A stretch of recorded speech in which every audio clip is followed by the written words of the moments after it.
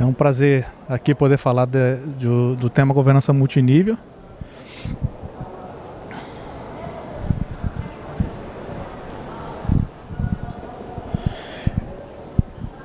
Bem, vou dividir o painel aqui com o Dr. Ismar. Nós vamos falar sobre o papel das instituições de controle no âmbito de políticas públicas descentralizadas e como que a governança multinível pode atender uma perspectiva de melhoria dos resultados de impacto de políticas e programas. Há um tempo que eu venho fazendo essa palestra sobre políticas públicas descentralizadas e andei um pouco pensativo nesses tempos sobre que legados a nossa geração deixou em termos de resultado de políticas e programas. E pensei que o que estamos vivendo agora é uma fragmentação de alguns legados que conquistamos no período pós-democrático, e em que medida a gente pode perder parte desses legados ou avançar e alcançar um novo patamar de governança e resultados de políticas e programas.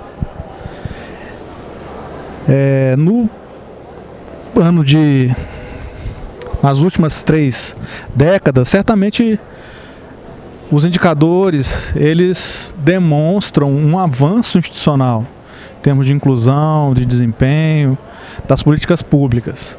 De 2014, nós tivemos uma grave crise econômica, o que tornou incerto se iremos retroceder ou avançar e alcançar resultados nas políticas e programas, principalmente os programas sociais, entre os quais se inclui a educação. Então 2020 se tornou um ano chave para entendermos se esses legados serão mantidos ou se iremos retroceder um pouco ou muito mais e perder esses legados. Então meu papel aqui ele é muito, hoje, dentro da minha instituição, trabalho no Tribunal de Contas da União, e na construção de referenciais de melhoria de governança e resultado, é para que sejam mantidos esses legados e que nós possamos avançar em termos de resultados de políticas e programas. Uma coisa é certa, a partir de 2100, todos aqui já estaremos no além, isso é uma certeza. Mas e o país, como estará? Eu espero que depois de todas essas discussões sobre os problemas e os aprendizados nos últimos 30 anos, a gente possa levar o Brasil para o desenvolvimento a partir dos próximos anos.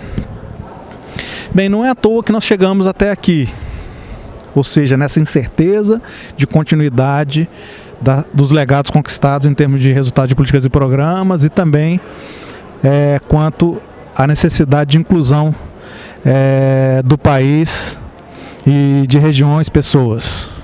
O nosso IDH, o Índice de Desenvolvimento Humano, não corresponde à alta carga tributária que o país impõe sobre as pessoas e empresas. Então, na América Latina nós temos uma relação entre Índice de Desenvolvimento Humano e carga tributária dos piores da América Latina, perdemos para todos, exceto Cuba.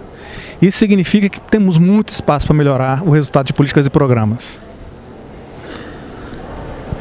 Agora, sair dessa postura de reação para uma postura mais proativa do Estado para melhores entregas de serviços e programas exige certamente incorrer em riscos institucionais, de novas abordagens, novas fronteiras e desafios.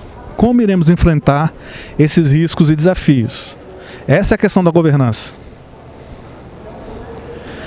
Então, temos que nos preparar de uma forma adequada para suplantar esses riscos. Não sei se vocês se lembram dessa história, quando um padre tentou através desse balão, assumiu o risco de atravessar o oceano. Chegando lá em cima, não sabia usar a bússola, o celular não estava com a bateria tão carregada, não estava preparado para aquelas tempestades e houve uma tragédia. Então o sistema de controle tem que se preparar, isso é governança, para enfrentar esses desafios de transformação das políticas públicas e melhorar os seus resultados. Então nós queremos um resultado padrão ouro e enfrentar essa travessia difícil para o país e chegar a transformações duradouras em benefício da sociedade. As instituições governamentais estão sendo questionadas a todo momento sobre o quanto recolhem e a sua retribuição para a sociedade. E isso tem causas claras. Uma delas é a baixa efetividade das políticas públicas. E ela é pouco efetiva porque temos um ambiente muito ruim de governança nas instituições e na capacidade de formulação e de organização das instituições para a entrega de resultados, principalmente nas articulações interfederativas, que é o tema da palestra aqui hoje, que é governança multinível. Então, o que buscamos? Construir ambientes institucionais mais seguros e favoráveis à implementação de políticas públicas eficientes e efetivas conforme os propósitos da sociedade. Para isso que o governo existe, para isso que as instituições de controle existem, para garantir que o Estado entregue à população políticas eficientes e efetivas e bons serviços públicos. O que encontramos na prática? Governos que destinam bilhões de reais para a redução das desigualdades e não estabelecem objetivos claros. Aí entra o primeiro fator violado da governança pública, que é: não existe um plano nacional de longo prazo e nem planejamentos adequados nas instituições e nos governos em todos os níveis para saber quais são as metas e os objetivos que se quer alcançar. Os resultados são esses que o ISMAR vai aprofundar e que já foi tratado nesses painéis. Então, a redução das desigualdades regionais e a melhoria de todos os fatores encontra sua raiz na educação. E será que estamos tendo uma governança necessária, suficiente e adequada para melhorar tanto o acesso quanto a qualidade do ensino?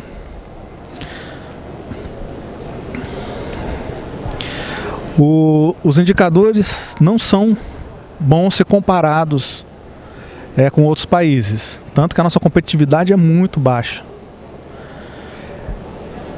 Mas também, dentro do histórico de atuação no setor de educação, os nossos resultados não têm sido tão possíveis de se comemorar. Pelo contrário, são muito preocupantes. Também o Dr. Ismar, vai aprofundar esse tema, mas se fizermos uma comparação internacional sobre diversos fatores de resultado de políticas e programas, o Brasil está mal em quase todos esses fatores com relação aos outros países. Por exemplo, agora no ranking de produtividade e competitividade, o Brasil caiu mais 4 posições, ou mais 3. Era 69, passou para 72, 73. Isso significa que nós estamos cada vez menos competitivos e menos produtivos. E com menos esperança do ponto de vista estatístico, de empregabilidade de gerações futuras, além do alto desemprego atual. Então, quando comparamos os nossos melhores alunos com alunos de outros países, estamos muito abaixo. Os nossos 10% melhores alunos no PISA, que é uma avaliação que a OCDE faz, eles são piores que diversos países asiáticos, os 10% piores dos países asiáticos. Ou seja, estamos preparando também muito mal a nossa geração de estudantes para enfrentar o mercado de trabalho. Se pensarmos no PIB per capita de regiões que poderiam alavancar o desenvolvimento, como ciência e tecnologia, o PIB per capita do Nordeste é o pior do país para investimento em ciência e tecnologia. Isso também mina a capacidade de superação de desigualdades regionais. Os governos também investem bilhões em programas de combate ao tabagismo na agricultura, por exemplo, e o problema da imobilidade urbana, e ao mesmo tempo investem bilhões em subsídios. O orçamento de renúncias fiscais é o orçamento somado de saúde, educação e assistência. Ou seja, o que o governo deixa de arrecadar para fornecer subsídios dos mais diversos em benefícios fiscais é maior do que esses orçamentos. E esses benefícios não são medidos. E muitas vezes eles são anulados quando você tem uma política de subsídio a automóvel e, ao mesmo tempo, uma política de mobilidade urbana indefinida ou mal formulada. Então você gera custo para a produção e ônus para o deslocamento, mobilidade urbana como exemplo. Um outro problema de governança multinível é o problema da dependência dos estados. Na média, os estados dependem 42% de recursos da União. Com a União num problema grave de crise fiscal, esse é um risco muito grande de haver impossibilidade de financiar políticas e programas para os estados, ou seja, a tendência é piorar se não melhorarmos a governança, a eficiência e a efetividade do gasto. E a dependência dos municípios é maior ainda, na média 86%. Então, que tipo de federalismo nós estamos falando?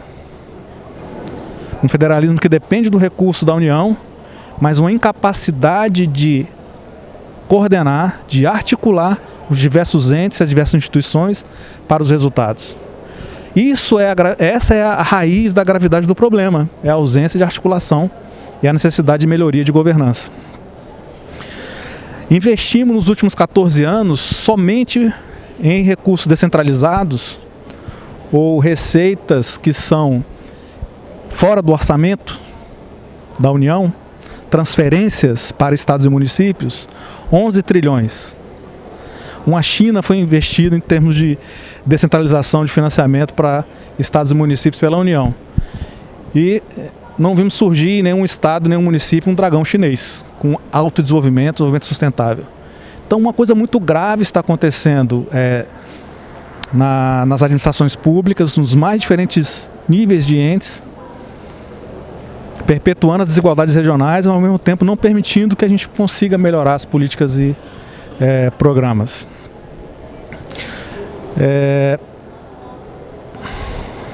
Como mudar essa realidade? Bem, existe uma pressão social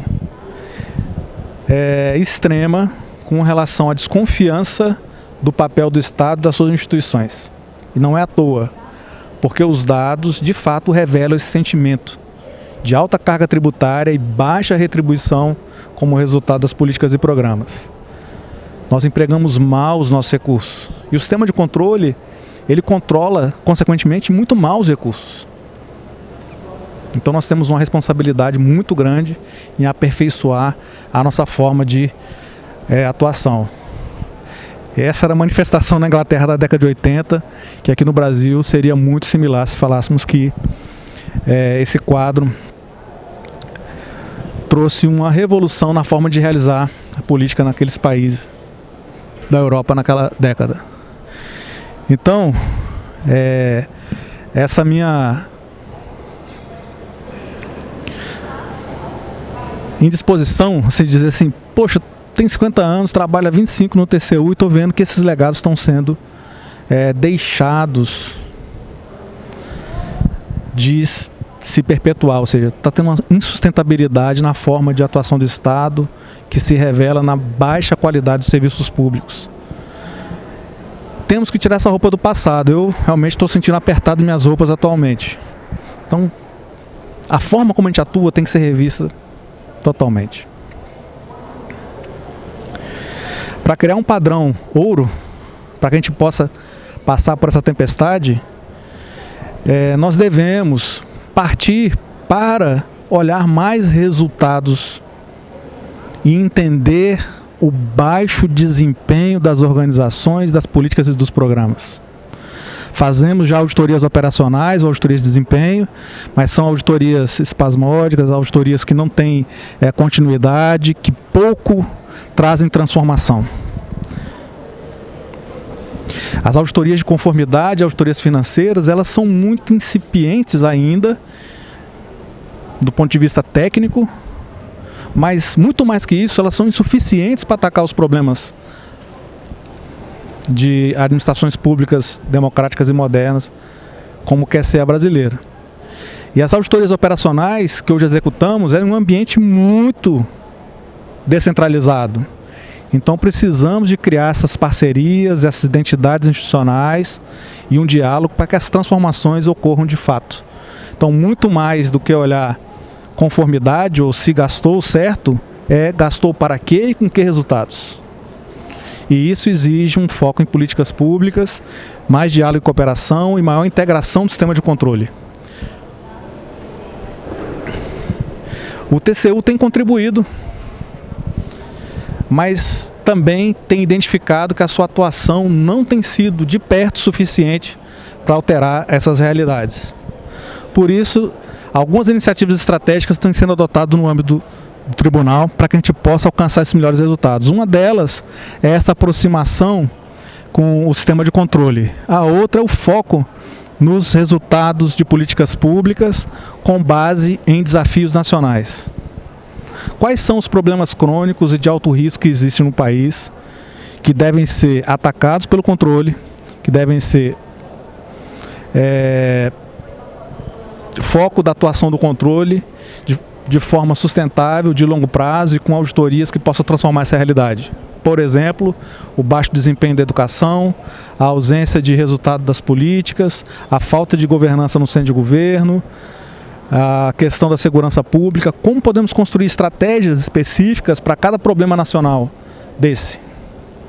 E quando o tribunal olhou cada estratégia, cada problema nacional desse, a gente viu que é necessário que façamos parceria com os tribunais de contas dos estados, com outras instituições descentralizadas, para que essas transformações ocorram. De que adianta a gente fazer um trabalho muito bom no centro de governo, no Ministério do Planejamento, na Casa Civil, no Ministério da Educação, se os recursos são descentralizados e muitas dessas políticas se complementam nos estados e municípios. Então, cada um tem que trazer a sua responsabilidade e, no caso do tribunal, ele tem que sair dessa postura autorreferida nele para olhar a administração pública, mas, ao mesmo tempo, olhar de forma multinível. Aí entra a governança. Então queremos ir além das auditorias coordenadas e trabalhar com transformação da realidade. O SMAR vai entrar na parte de educação. Eu acho que esse congresso aqui marca de forma muito precisa que a separação da atuação dos diversos órgãos de controle não tem trazido resultados suficientes e necessários para transformar realidades. Então temos que trabalhar juntos. É difícil, sim, é mais demorado para que alcancemos resultados, mas é a única forma possível para transformar essa realidade e não perdermos aqueles legados institucionais que conquistamos nos últimos anos. Obrigado.